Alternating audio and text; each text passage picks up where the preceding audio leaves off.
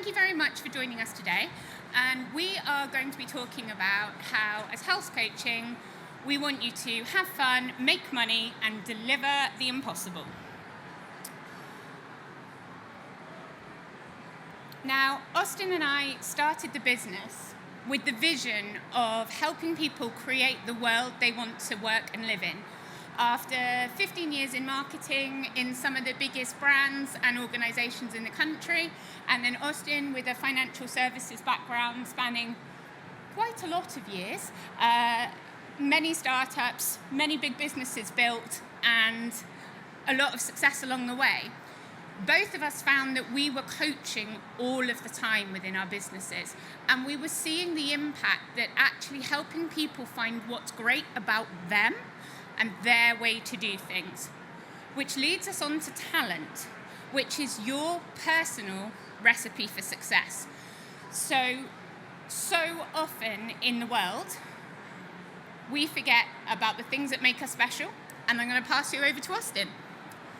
Okay, so we're on the pre-lunch session, so everybody's probably flagging a little bit from a blood sugar perspective, so I'm going to ask for a little bit of interaction.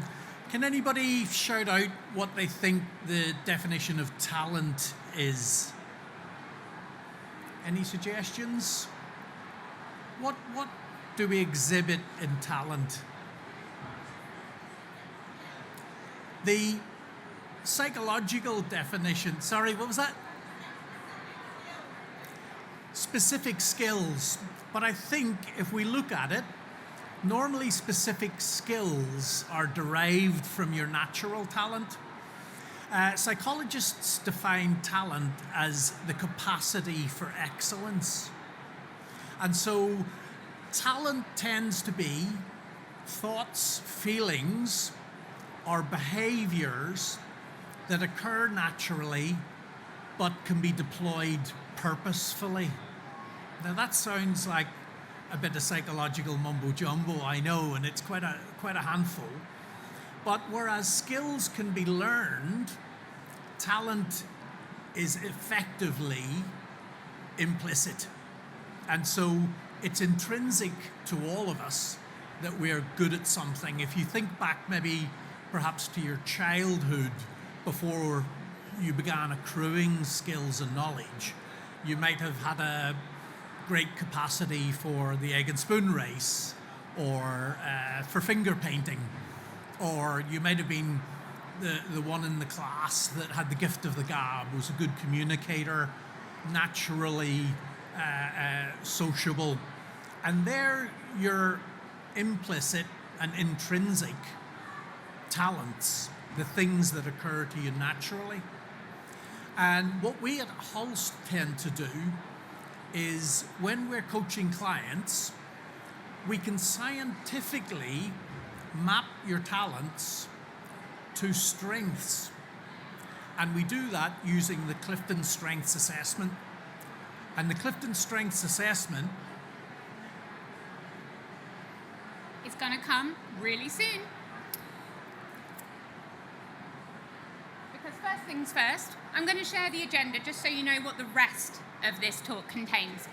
So we're going to be talking about strengths and what that means beyond the gym. We're going to be talking about impossible things. We're going to be talking about squeezing more juice out of your lemons, which is absolutely critical in today's challenging corporate environment. And we're also going to be talking about motivation and the Goldilocks problem, as well as finishing off with the magic triangle. But what all of this means really is we're going to have fun, make money, and deliver the impossible. Back to Austin. So, how do we identify our strengths and how do we use them to help us grow and work more closely with our colleagues in business? If we take a look specifically at an example, because sometimes when we talk about strengths as a concept, it's intangible. What does it actually mean? I'll talk in a moment about how we measure and assess our strengths. But just to give you an example, here are Jerry and my top 5 strengths. Generally, the development of the strengths-based assessment identified 34 strengths or 34 themes that map to most of the global population's natural talents. And so they identified them so that we could easily talk about them and look at the traits that go with each particular strength. So if I just take as an example one of my strengths, futuristic, that's my number 1 out of 34.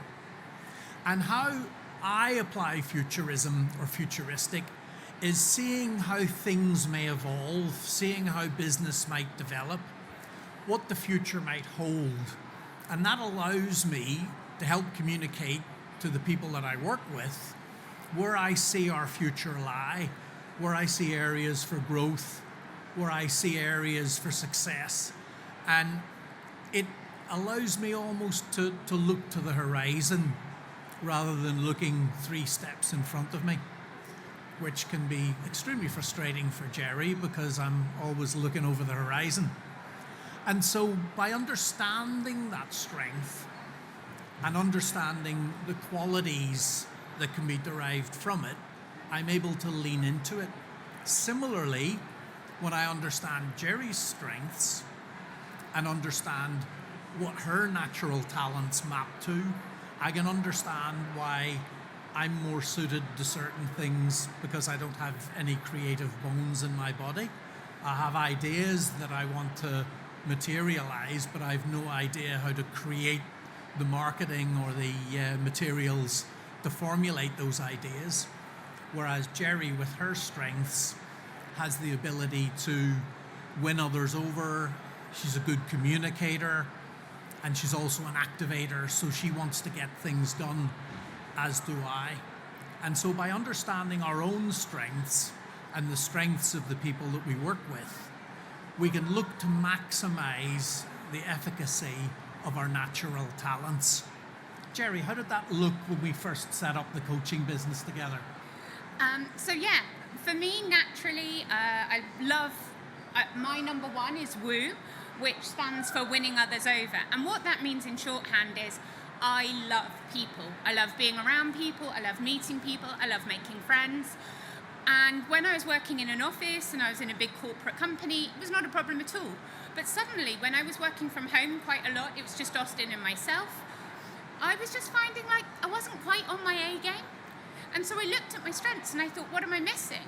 And then I realized, for me, Woo is really important, communication is really important, positivity, and also achieving things. So one of the first things I did is I enrolled myself in an art class. And what that enables me to do is to fulfill some of those needs that I have as a person, which mean that then I can carry on if I'm working from home or I'm having to do quite a lot of stuff, because setting up a company isn't all the fun meetings at the start. It's building a website by yourself in your home office. I actually managed to fulfill what I needed for myself and make myself operate well so that I could be helpful to Austin. And then when we're working together, Austin's futuristic strength really helped us kind of envision not just the world I was thinking of, which was quite abstract, but actually to nail that down and to make that something really well formed and really well created. So Jerry, if we have a look at some of the tools that we can use the CliftonStrengths Finder analysis, which is an assessment of the 34 strengths which are identified in all of us. And they will be in different orders. Now, generally the top 5 are the ones that people recognize and that resonate with them, where they'll look at those strengths and they'll say, well, that's actually me down to a T.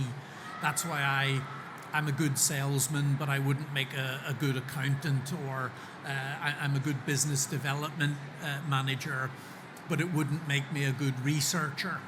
And so of those 34 strengths, if we map the top 5, statistically, there are 34 million permutations and combinations of the top 5 strengths out of a total group of 34, which will give you some idea how unique we all are as individuals and how difficult it is sometimes to work in a team environment if you don't really understand the strengths of the people you're working with and how perhaps what they see as a must-do you might find frustrating or difficult to identify with.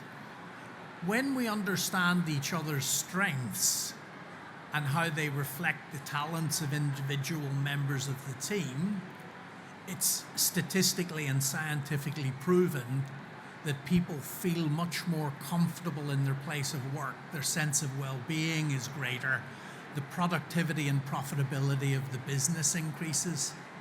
Jerry's going to look at some tools that we can use if we don't do the full scientific assessment by CliftonStrengths. Jerry, how would that look? So to bring this to life, for something that you can actually do for yourself at home, right? Because I promised I'm going to give you stuff that you can use for yourself today. And what your strengths might look like to you if you weren't using the CliftonStrengths tool is this is a little analysis of us as a combination as health coaching. As you can see, we're 5 out of 5 on ideas. We're all of that. We are pretty experienced because, we've got a bit old now. And we've done quite a lot of work in quite a lot of places. We are pretty quick. I give us a 4 out of 5 because, sometimes people that are busy have lots of things, but we're pretty quick, we're pretty agile. We are 4 out of 5 on we like people, and I think that's quite helpful if you're a coach, but also it's something that defines us, and that's why for me, meeting people, going out, doing my art class, those things are actually important to me as a human being, and I think recognizing that helps me be my best version of myself. Now, we are 2.5 out of 5 on creative because I am, he's not, and we won't talk about that too much, but luckily he's realized he's not allowed to design the stand for us, so we're all good and everything's color coordinated and beautiful. We're not very good at bookkeeping. But actually, what that shows is we have a strength in being aware of where we can delegate. So really often in strengths, what you find is the thing you think you're not good at, the opposite of that is your strength. So if you think, like me, I was a really chatty kid, I was seen as a bit of a problem, particularly when I accidentally ended up in an accounting office where it was very, very quiet. But when I got moved into PR, suddenly that same attribute that had made me a bit of a menace in the office actually was really well placed because the company no longer had to hire an external PR company. I delivered better results by myself with the help of my friend Lowe over here. And so those strengths and the things that you see as your weaknesses can really often flip around into your strengths, which is why bookkeeping for us is we're not here for the massive detail because we're brilliant at the big pictures. The things we're not so good at, saying no, we want to do more, and that leans into what we were talking about being activators, being fast, being really interested in things. The other way you can look at this is your skill stack, and I don't know if this is something any of you are familiar with, but looking at the things that you are good at in combination that make your business or you as a person unique. So for us at Health Coaching, our skill stack looks something like business, plus coaching, plus marketing and comms, plus financial governance. And so you can see over a period of time, these skills can come together in different ways. And you might have different skill stacks. I mean, I have the American quarter horse is in one of my skill stacks, and I accidentally got a job because there was nobody else in the country that had marketing plus coaching plus business plus American quarter horse. So I was one of one for that job.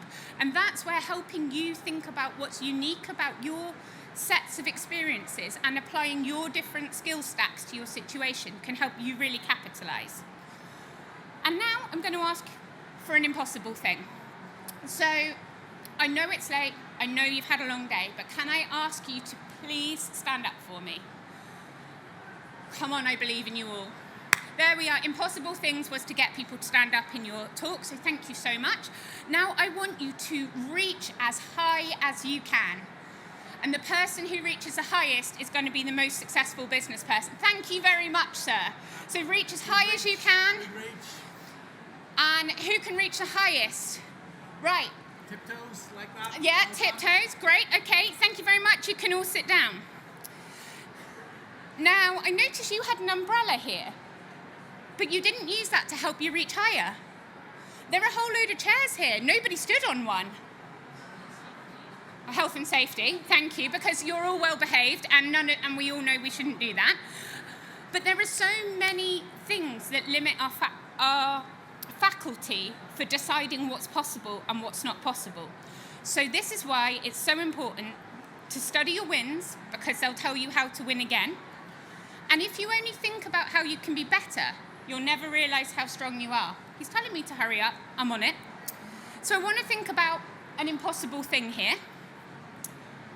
Can you please connect these 4 dots using 4 straight lines without taking your pen off the paper, without crossing over or retracing any lines?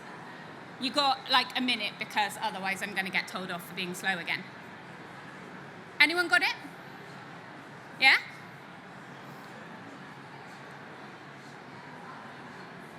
Do any of your roots look like this?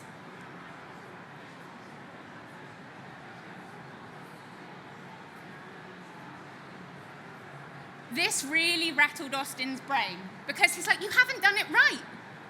You're not going through the middle of the dots. But if you only asked me to connect the dots, I've done it, right?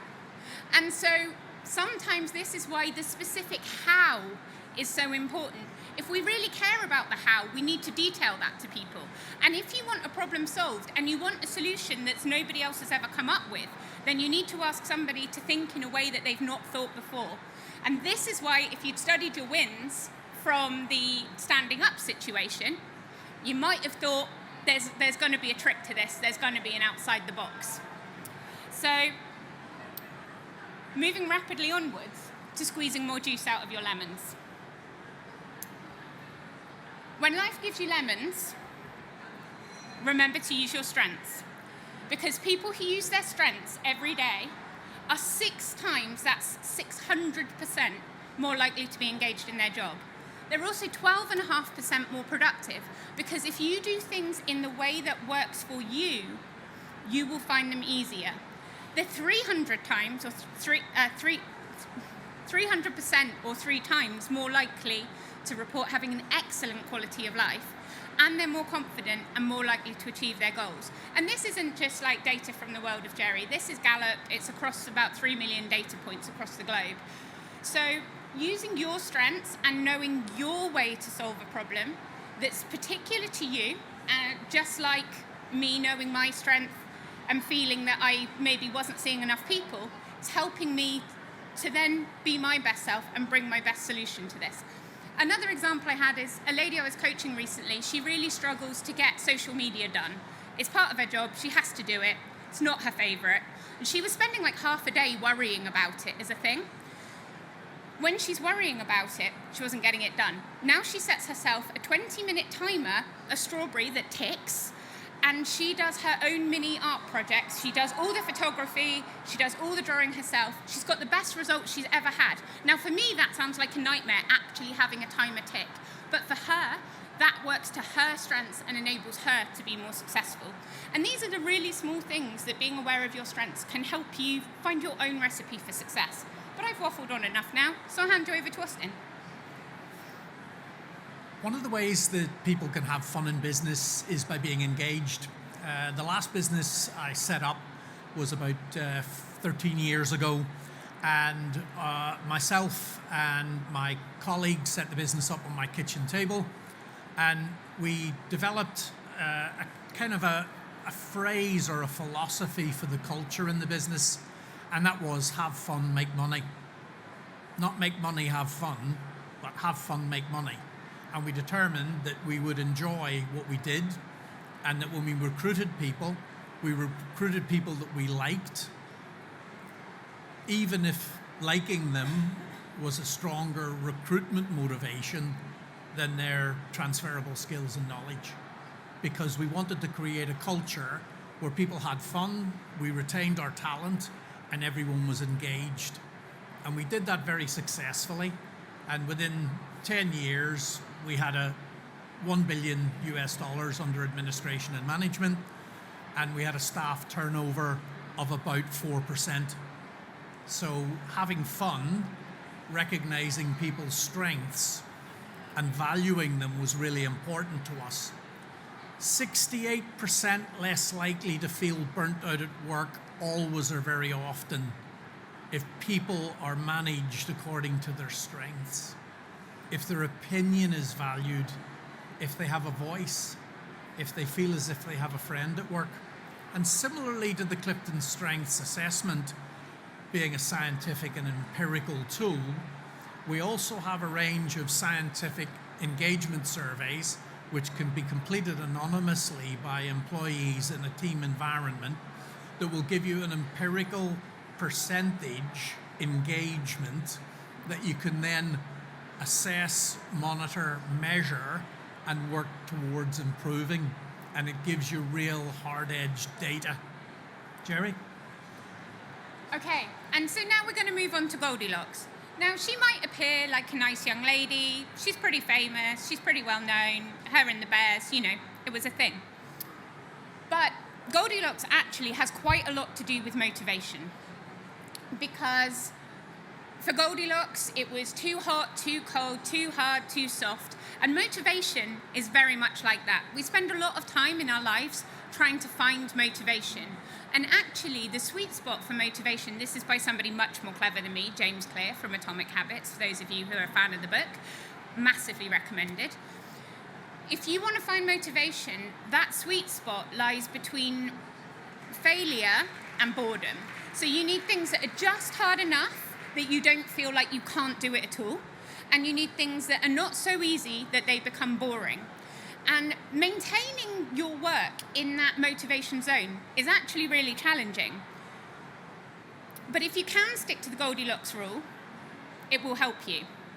But what do you do if Goldilocks and the Bears are hibernating, right? Because I know some days I wake up and that's definitely the case.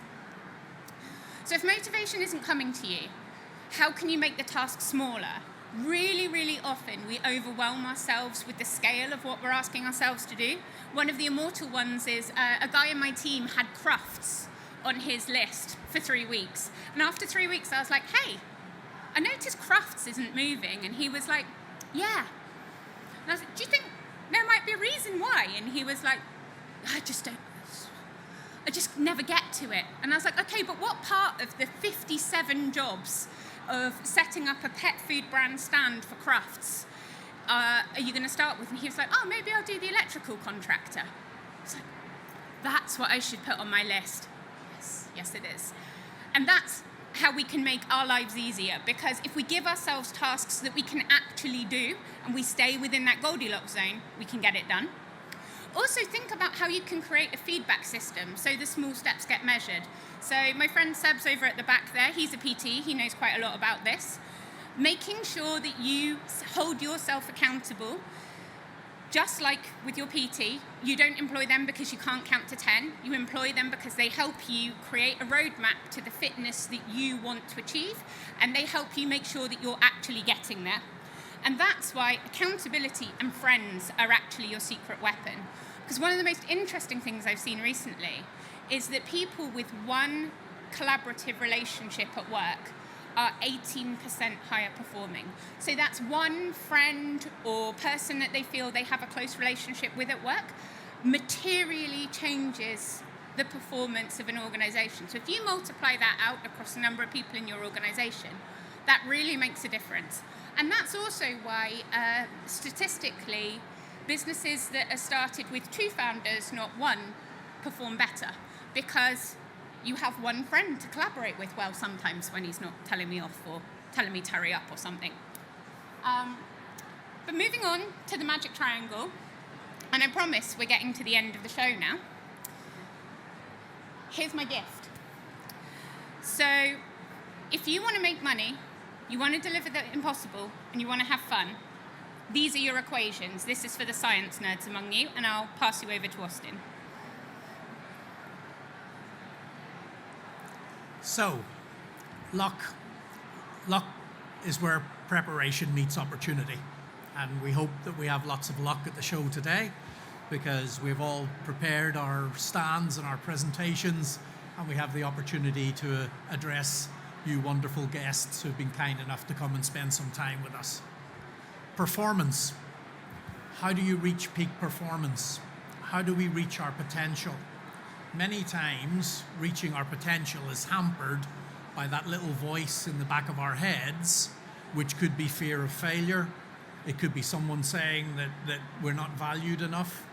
It could be too many meetings in your organization. You can't get your teeth into the tasks at hand because no one can make any decisions without a consultative meeting, and you're just being meetinged to death. So you've got to get rid of that interference to reach your full potential. And the fun of it all is taking a little bit of risk. I have a professional coach, even though I've been a coach for more than 10 years. And my professional coach says, Austin, you enjoy risk almost to the point of recklessness. Almost to the point of recklessness. And of course, risk is a little bit of danger, but its denominator is skills and resources. So if you have the skills and resources, or you can afford to, or have the wherewithal to hire them, then make sure that you hire people that want to have fun and make money. Jerry, do you want to wrap up?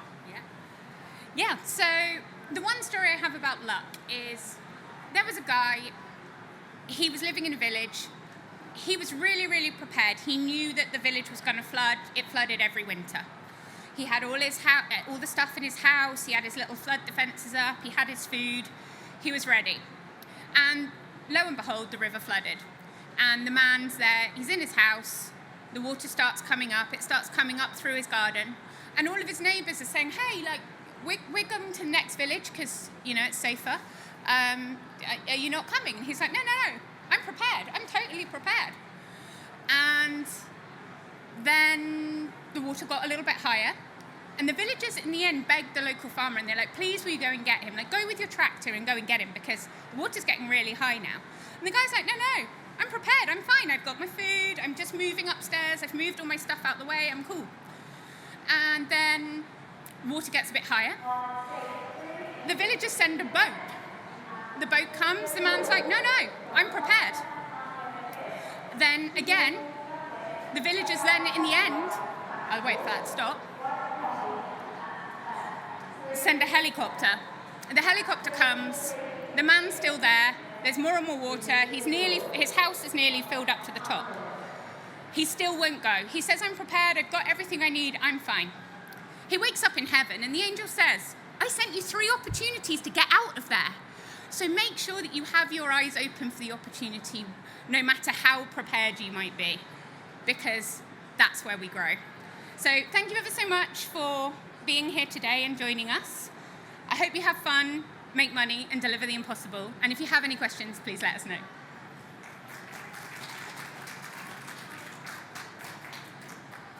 Any questions? Do you find that you get people who come to you who sort of ask for help, wanting you to validate what they think, and how do you change that? Yeah, certainly. I think we try and work with people who want to achieve something. And sometimes you do come because you want validation, right? We all want to be better and we all want to feel better. And it's working with people to help them see for themselves actually where you could really go if you challenge yourself. Because just like the guy in the house, we don't want to be there with all our preparedness, but actually we're missing the opportunities because we haven't got our eyes open to what's really happening around us. What I find is, as a coach, there's a phrase that my coach uses, which I really love, and he talks about the answers have to come from you, because as a coach, we are not directive, we're not mentors, we're not really consultants. If we're consulting, then we're consultants. If we're coaching, we're coaches. And my coach always says to me, if you want better answers, you need to ask better questions. And so from my perspective, it's really all about asking searching questions that allow the coachee to find their own answers, find their own direction. And what you end up is really with self-validation. Self-validation is much more powerful than external. If you can intrinsically validate what you're doing and get to the stage where you go, you know what, I think I'm on the right track, I'm proud of what I'm doing, I've got a clear vision of where I'm going because I've created it, then that's hopefully because as a coach, I've asked you good questions and better questions each time we meet to get you to search deeply into what that validation looks like. Thanks. Appreciate it. Thank you very much. Thank you, guys.